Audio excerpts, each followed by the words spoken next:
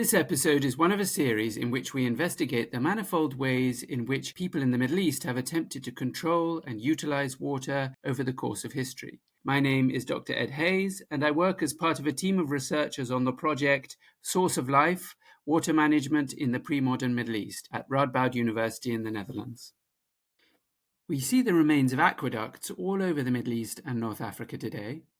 The Romans constructed aqueducts in cities like Caesarea in today's Israel, in Gadara, which is today's Qais in Jordan, and Zarouan in Tunisia.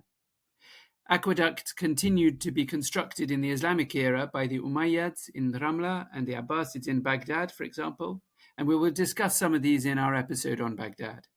But today we will be talking about the longest aqueduct of the ancient world, the Valens Aqueduct in Constantinople, today's Istanbul. Sections of the aqueduct still survive as a gateway into central Istanbul, and thousands of Istanbulus pass through its imposing arches every day. Joining me to discuss this is Dr. Mariette Verhoeven from Radboud University in Nijmegen. Mariette is a lecturer in the Department of History, Art History and Classics, and a researcher specializing in the field of late antique and Byzantine cultural and architectural history and heritage. A very warm welcome to you. Thank you, Ed. So just to get into this subject, first I'd like to know a little about how you first became interested in this topic. What drew you to it? I have been researching what we call the longue durée, so the long lines of history of Byzantine heritage in Istanbul for many years. And then in 2020, I was asked by the Dutch Institute in Turkey to participate in a small project which was titled Cultural Heritage Techniques for a Sustainable City.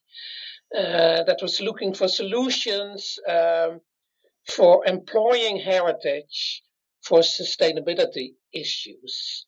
And we were a group of mainly Turkish and Dutch researchers decided that water heritage lent itself the most to tackle these issues. We saw for the most defining factor maybe for Istanbul through the ages, and we decided water was what we should concentrate on, because normally I concentrate also a lot on religious heritage, but it's in many cases contested heritage, and water heritage is not or less. So, and it is multi-layered. It has it's also typical for longer durée up until now. And that's where I started to investigate mainly the Byzantine history of this water heritage. So as a new line of research. And then in 2022, I acquired a fellowship from NWO, for which I stayed in Istanbul for 3 months to do further research. And there I focused mainly on the Valens Aqueduct. NWO is the Dutch government funding agency, right, for academics? Yes. And so what does it look like now? Just can you give us some orientation about the aqueduct as it stands in the city of Istanbul today? Where is it? What does it look like? How much of it is left? Yeah, so the Valens Aqueduct, as it is called, is actually a aqueduct bridge crossing two hills on the ancient peninsula in Istanbul. So I can say it's at the heart of the ancient city, as it was founded by Constantine and then extended later, and it's 971 meters long, with a small part that doesn't exist anymore within this 971 meters. But it is all that remains in the city, in the old city, of this much longer system called the Valens line. So when I'm talking about the Valens Aqueduct, I'm talking of this heritage object, this imposing structure that is still standing in today's Istanbul as the major remain of the Valens line, which was a system of tunnels and bridges and pipelines that came from outside the city, and that was built in the 4th century under Valens. Maybe we come back to that later, and that was extended in the 5th century. So what you see today, this imposing series of arches, the sort of there as you come into the old city, right? If you're coming from the airport, you even drive through them, right? Yeah, I think every inhabitant of Istanbul knows this object, not only because it's so large, but also because they drive through it, because its former function, that of water supply, was lost. So it's not in use anymore, but it's now functioning as a passageway through the ancient city. So everyone passes this object, some daily and some maybe monthly, but everyone crosses it. Yeah.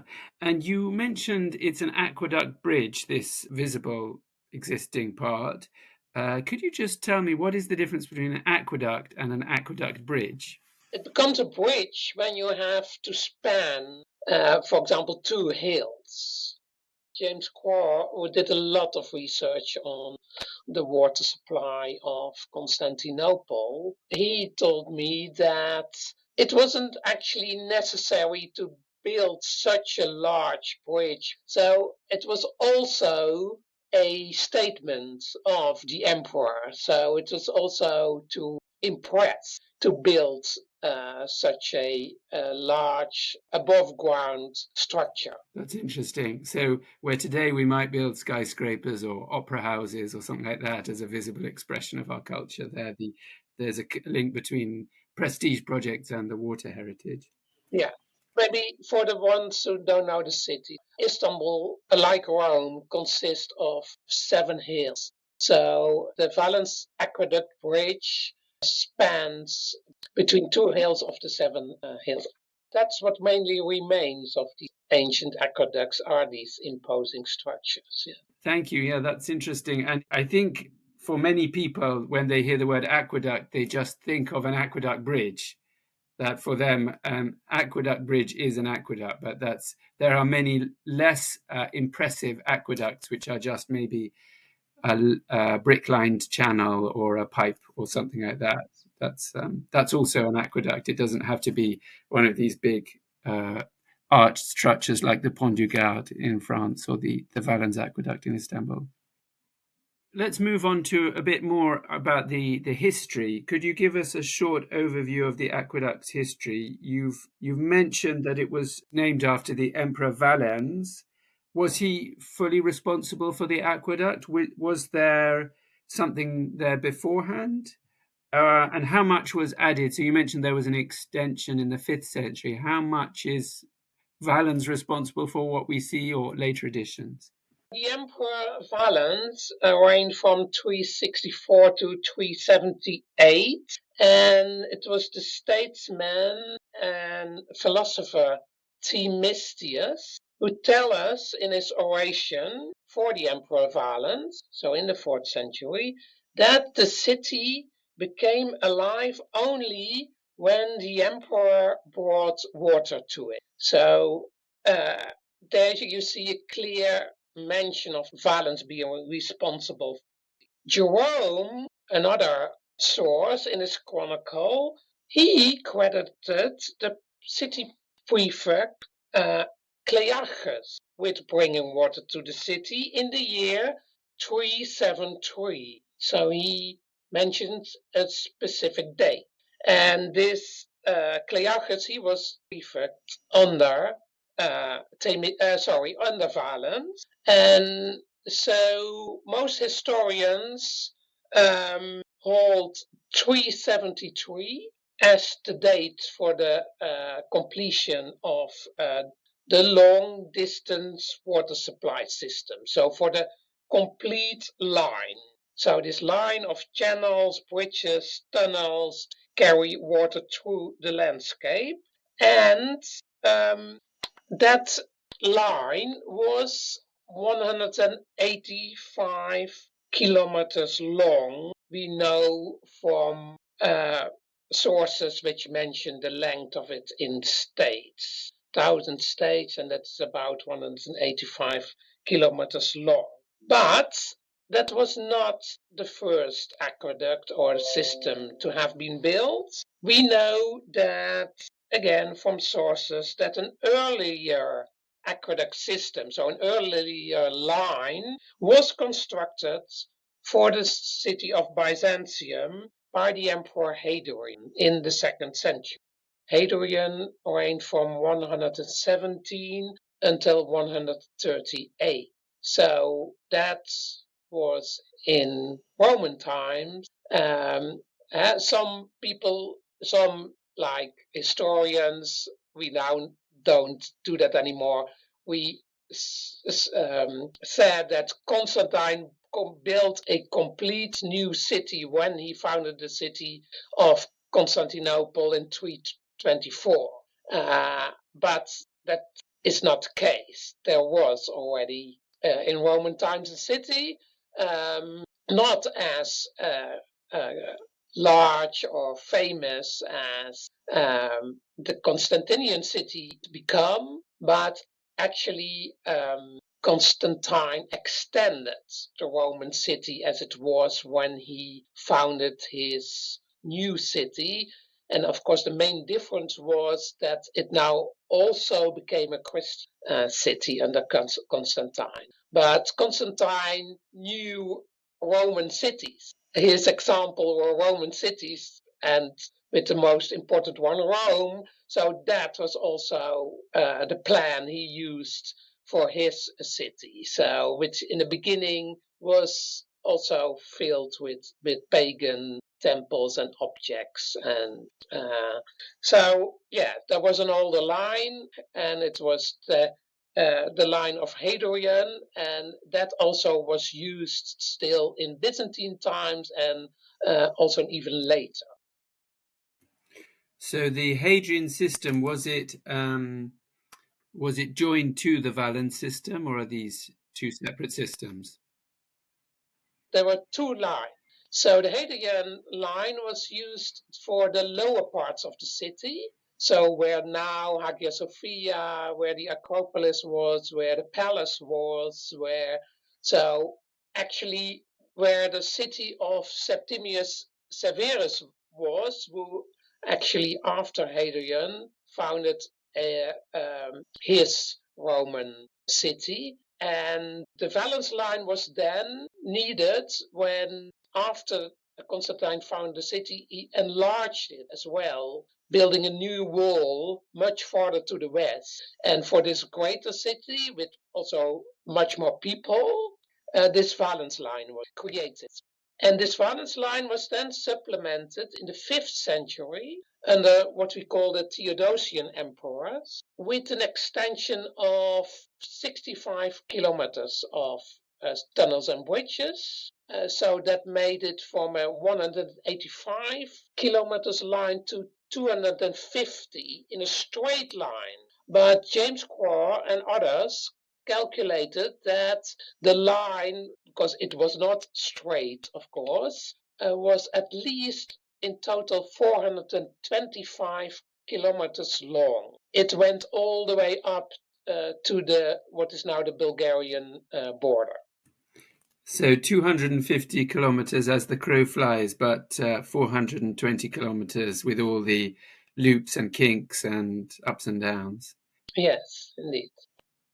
So what kind of sources then was this drawing on? Was it many different little springs or sources, or was it one major source? Do we know? Yeah, so for the Hadrianic line, the springs were located in what's called the Forest of Belgrade. So that's now like more or less within the city center, I would say. So it's above the Bosphorus. At that time, of course, well out of the city, but still not too far. And then the Valens line, as celebrated by Themistius, who I mentioned at the beginning, his oration for Valens, were springs at places called Damandera and Pınarca, now in Turkey, at a distance of this 1,000 states I mentioned. And then the extension was near Vizer, and Vizer is further up in Thrace, and not too far from the Bulgarian border. So that are the springs, the sources that are mentioned. So they are really major springs. Right. So that and you say the Hadrianic line then took the springs from quite near to the city, quite close to the city. So that makes sense to me that if you build a city, you would bring your water sources from close by. Indeed, you would build your city somewhere with springs nearby that you could bring in relatively easily. But for this hugely extended 185 kilometers for the Valens and then 420 kilometers for the extension, it's a huge amount of trouble to go to. Why bother? Why was this aqueduct built? What was the point? Yeah, so it was in part so the city's growing population, because from the time of Constantine on, but especially in the 5th century, and also in part by the increased threat of hostile attacks.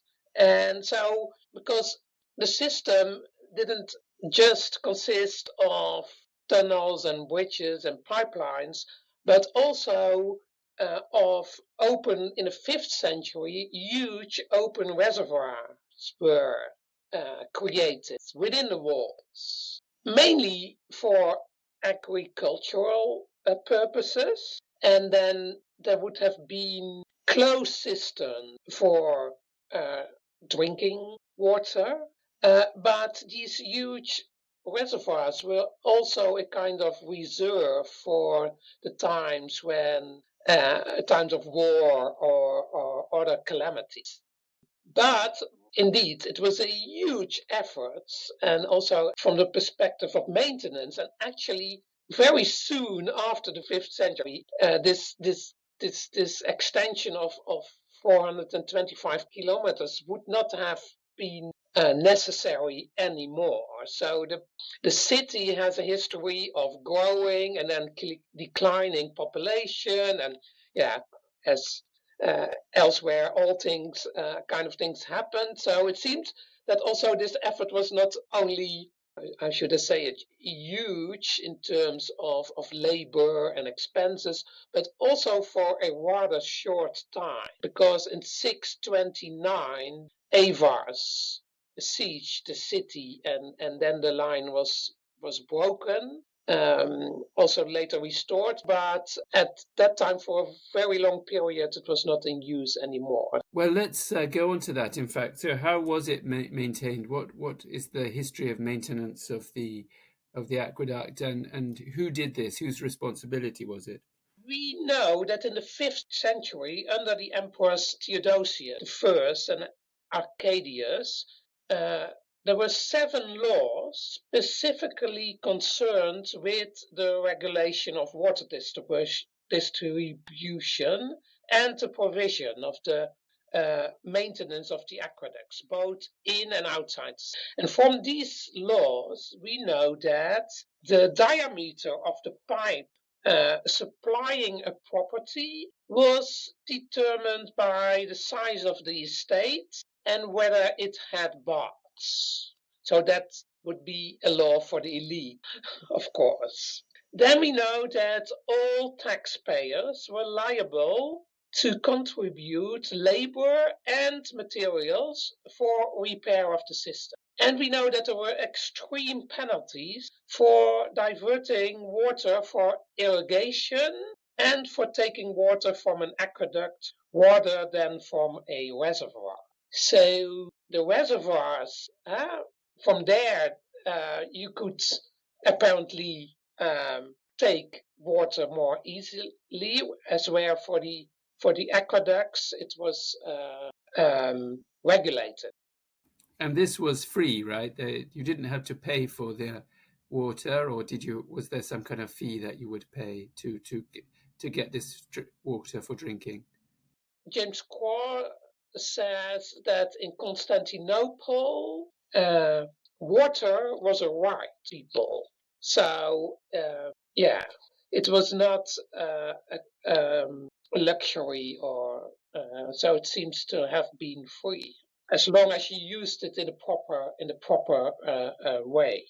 As for maintenance, Procopius, our main source for the reign of Justinian, the 6th century emperor, in a secret history, which was not an official history, as the title suggests, accused the emperor Justinian of willful neglect and stinginess when the city's aqueduct broke and remained unrepaired, suggesting so that Justinian didn't do anything for the maintenance of the aqueducts. But there were only 2 occasions in the history of this Valens line, so for the systems in Byzantine times, that the supply was cut. That was in 487 during a revolt against the Emperor Zeno, and then the most important one in 626, when a large Avar army, I already mentioned that, besieged the city from the Thracian hinterland. And we have a source, Theophanes, we reports that the aqueduct of Valens was cut, not to be restored until the reign of Constantine V in 766. So almost 150 years, the Valens line would not have been in use, and that meant that in that time only the Hadrianic line, so only the system that was already there since the 2nd century, would have been in use, and apparently would have been enough. But that would also mean that in this period, this large system would have been needed also for other purposes than agriculture, and that also the smaller systems, which would also have collected rainwater, would have been in use to supply the city with enough water. Interestingly enough, the water supply does not figure in later sieges, such as that of 1204 and 1453. So the mention of this event in 626 also our fullest evidence for the water supply in the sources. And there we also know about the organization of the work of the renovation of the system. And I will quote from Theophanes.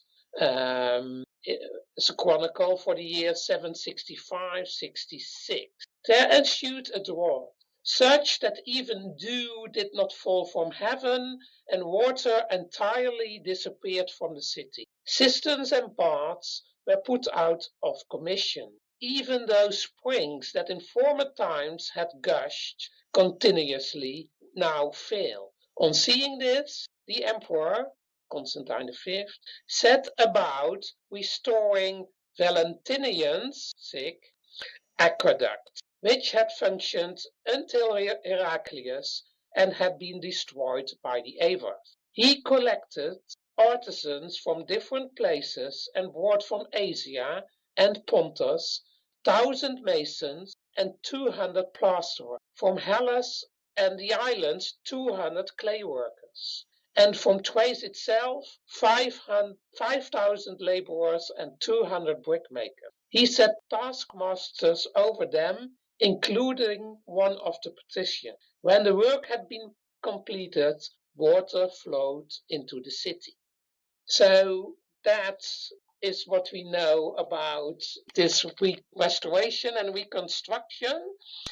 And so he mentioned masons, plasterers, clay workers, brickmakers, and that brings me to another point that we don't have archaeological evidence and also not much in the sources about lead pipe, as where in Rome we have them and in Pompeii have them all over the place. Well, and all the better for the inhabitants of Constantinople that they didn't have to have water lead poisoning in their water supply. That's really interesting. And I'm assuming that when we have the water system breaking down, that you gave hints of it in this description of the empty cisterns and the great suffering, I guess, that would have created.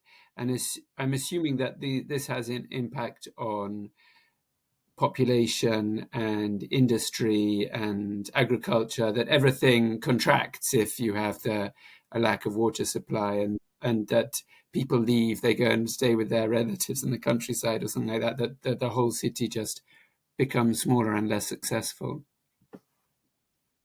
To go a little bit further in time, we know that in the early 15th century, the Valens Aqueduct, so the part of the system within the city walls, still carried water. So this longer line would have been broken long before. And that this water was used in gardens mainly, and orchards. And so a section at least was still operating, but then more limited. Because at the time of the city's fall in 1453, the population had declined to 70,000 people. Yeah, estimates of inhabitants are always tricky and difficult. Some historians estimate the population of Constantinople at its height up to 1 million people, but others say no. It wouldn't have never been more than 400, 500,000 people or even less. So, but there was a decline, of course. But then when Sultan Mehmed II conquered Constantinople in 1453, according to his biographer, the Sultan ordered the old Byzantine system to be restored. So, and this biographer, Toussaint Bey, he does not specify where the work took place, although he is aware that when the city flourished under the Byzantines, water had been brought in from a distance of 6 or 7 days. So they knew that it came from far, and already in the 10th century, an Arab source says the water came from Bulgaria. So that was what became like the legend, that the water came from Bulgaria. Mehmed the Conqueror mainly repaired the part of the system that was known as the Hadrianic line, but including the aqueduct bridge of Valens as it stands now. But not this system that was going 185 kilometers. No, not along. So now today still this. So as I said, the Hadrianic line got this water from the forest of Belgrade. That's still where a part of the water of today's city comes from. So still collecting water in large reservoirs is still what ISKI, the company responsible for the water supply in Istanbul is doing, although now also 50% of today's water comes from outside the city, from other provinces, which is also causing a problem. Yeah, but he was very well aware, as a point to maybe mention, in whose footsteps he was stepping, and that it was Constantine who founded the city, and so, for example, and for example, taking the Hagia Sophia into use. He was very well aware of about what he was doing, and in relation to the water system, he also monumentalized the part he restored by creating what is called 40 fountains, so monumental fountains very near to the aqueduct bridge. So, as I mentioned, building an aqueduct bridge or monumentalizing water structures also was a way to legitimize your rulerships, apparently, not only through the building of mosques or churches or otherwise. It's interesting to me that Sultan Mehmed comes in, and one of his initial decisions is I don't know, but one of his decisions is to focus on this water supply, because he is now creating a new capital, I guess. Eventually Istanbul becomes the capital of the Ottomans. And yeah, but he was very well aware, as a point to maybe mention, in whose footsteps he was stepping, and that it was Constantine who founded the city, and so, for example, and for example, taking the Hagia Sophia into use.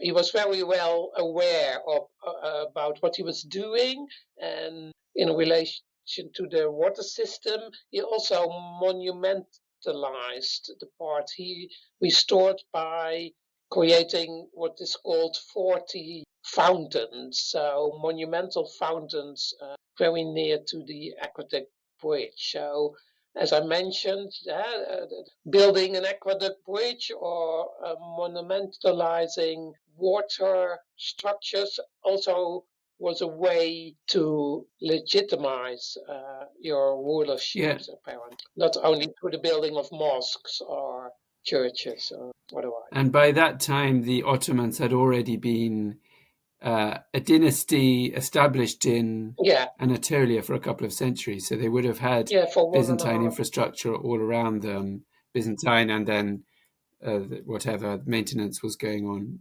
So it wouldn't have been strange to him, this kind of built environment. So, Mariette, was the site of Constantinople a good site for a city to be built? Before I got into water heritage, I always thought so. So I was telling my students about the location on this peninsula surrounded by the sea, and it was strategically a very good location, but actually maybe it was from that point of view, but not from the point of view of water supply, because it lacked fresh water from the beginning. So, in that sense, Constantine could have chosen a better place. So that makes it also logical that also Mehmed II had to do something as for solving, because also he repopulated, of course, the city after the decline. That decline already started, of course, with the Crusades of 1204. The city never recovered after that. But then in Ottoman times, the city was repopulated again, and that meant also the restoration and new water supply structure. And the Ottoman city became full, for example, of fountains, not only connected to mosques, but also public fountains. And public fountains also, of course, a Roman thing. So that was also, so these public fountains, although not as many and not as maybe imposing as the ones in Rome, was also where the people could get water from. And there's also like a long line to Ottoman times where these small fountains connected to mosques where you could get your water from. And how unique or representative is the aqueduct in the context of late antique and medieval waterworks? Is this a really unique structure, or is this quite similar to other things we see elsewhere? Well, the aqueduct bridge in itself is not unique, but the system at its height is unique. And it is rightfully called the longest Roman water supply line, and that it was. So the system, let's say 400 kilometers line of tunnels, channels, bridges was unique indeed. So what the Byzantines did there, you cannot compare it with anything anywhere else. And so the Valens Aqueduct fell out of use. Was the Hadrianic system continuous? I guess was there a break in supply as we see from after the Avars siege? Or what we know is that it was mainly that part that was restored by Mehmed II. So that proves that it was still there and probably in a rather good state. I think in the end it was the system where the city always fell back to when this long line was not functioning. So in that sense, you could say it was maybe the major system. yeah. Let's just end up to talk a little bit about the modern situation. You said you work with water heritage and thinking about the relevance of these sort of ancient systems for thinking about water and sustainability today. So, what is the situation with water provision in the city today? Are these historical remnants used? Is there any of the ancient system integrated into the modern system, or are these really more symbolic artifacts? Yes. So when we decided to work on the Valens Aqueduct in relation to sustainability issues and cultural heritage issues, we choose this object because of its visibility in the city. Everyone knows it, but does everyone know its use?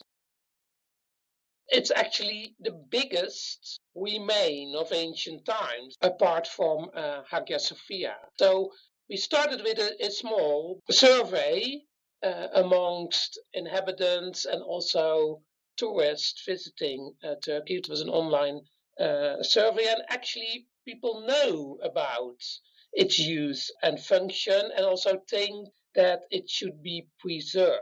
And that's also the case with other water heritage objects, not only from Byzantine times, but also Ottoman times. They are not used anymore, apart from fountains. Many Ottoman fountains, as I already said, can be found in the city, and a part of them recently have be taken into use again. And of course, fountains near mosques and also ablution fountains in mosques are still in use. But with the Valens Aqueduct, we think that we can use this huge object to learn about water supply in the past, in the present, and maybe also in the future.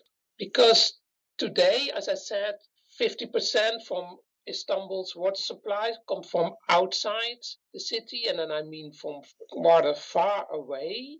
And the water supply is also not visible. So people turn the tap and water comes out. That's also it's not always drinkable water. So apart from water from the tap, the use of plastic bottles is gigantic in Turkey and in Istanbul.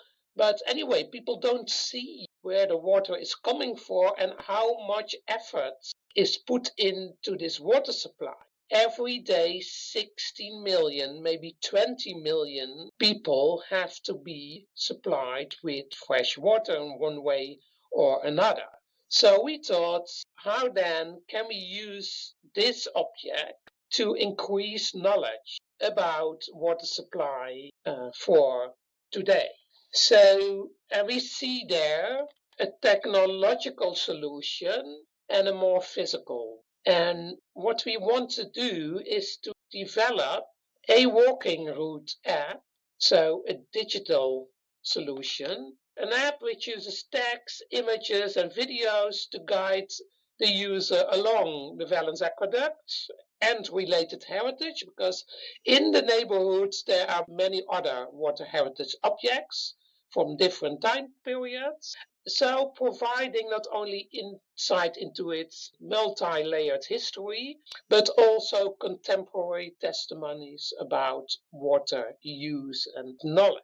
We also organized an academic course for students and junior professionals from the Netherlands and Turkey last autumn and winter 2022. And also these students got the assignment to come up with solution to take this aqueduct in one way or another into use again. They came up with brilliant plans for collecting rainwater on top of the aqueduct, or to use laser to really bring the water virtually back to the aqueduct, or to use the aqueduct as the backstage of a water festival, also involving people living in the surrounding, because you have really people who, when they open up their apartment window, the aqueduct is just like 2 meters away from it. So that's also engagement. But how do these people then think about this object in just really into their face? And would they be interested in taking this aqueduct, not literally, but to take it into use again? Our next step would be to convince stakeholders to do more with this object, which has been, by the way, restored in the last years. But this restoration concentrates mainly on reinforcing the building, and so the classical restoration. But there are parts of the aqueduct where people are living, and its arches are used as cafe. There's a Valens cafe, which is good to see that they at least are aware where the cafe is located in or next to. But how can we make more connection between what's going on in and around it and its former use, and what can we then learn from it for the future? And the least we can do, I think, is making people aware of that water supply is really a big task. And this ancient system is a good example of how many effort was put into water supply in the past, and that it is not a thing to take for granted for now or in the future. People are very aware about water supply and shortage in the city. It's always an issue that comes up when there's no rain in summer. People say, or in winter especially, people say, oh, now we will have a problem in summer because we don't have enough water in the reservoirs. You can check every day how much water is in these reservoirs. So ISKI publishes the figures every day, and people are very aware of that. So there is a potential interest then. And do you find that people are interested, the students, and in the survey that you took, is there an interest in the... Yeah, so in the survey, they really think the aqueduct should be preserved. So knowledge about heritage is also really an issue in Turkey, because it's not in the curriculum. Their education is really an issue. It's also one of the sustainable development goals of UNESCO, of course. So we also see there a task to educate people, also professionals in cultural heritage and in how you can use heritage for creating awareness and also creating awareness for this multi-layered past. So for me, that's very important. So it's you see there and in other places the long lines of history which make Constantinople also not unique, of course. Also, Rome has this has also a palimpsest, but here you have this major break in history. Two actually, with the Crusaders in the 13th century, but also this break in religion in the 15th century. Still, you see so much continuity, and to make people aware of that is really, I see it as a sort of a task, and people are open to it. The students, they were from the Netherlands and Turkey, as I said, mainly, but there was also someone from Bangladesh, also very aware of issues concerning water supply, fresh water. And they were not aware of, they didn't have much knowledge about the history when they started. And then they saw all these possibilities. So it was really great to see also how they saw the possibilities, and for them, mainly also for the Turkish students. So inclusivity, involving people, inhabitants, people in the surroundings, was a major issue. And I think, we should not forget about that. So not only come up with plans from above, but really also bottom up, involving people, otherwise it will not work. Yeah, thank you. Well, it's been a really fascinating conversation, and I've learned a lot in the course of this discussion. It was a great opportunity for me to talk about my research and about the project I'm involved in Istanbul, where I always love to come back. Thank you very much for being with us. Really, really interesting. That's all from us now. Thanks for listening.